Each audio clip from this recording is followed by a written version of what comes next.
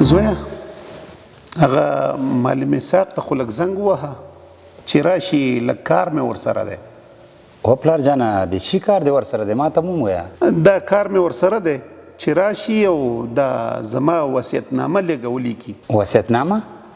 د څه شي وصیتنامه؟ هر څه خو سم روان دي پلاره.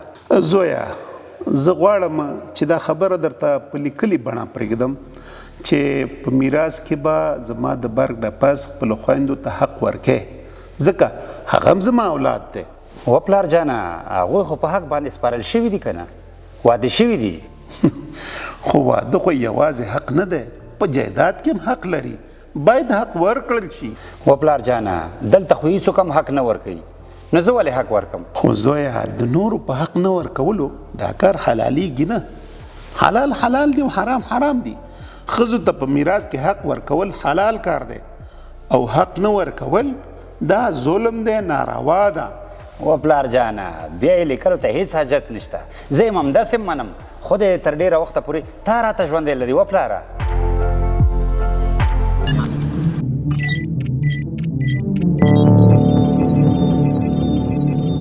پولیس د ټولنې خدمتګار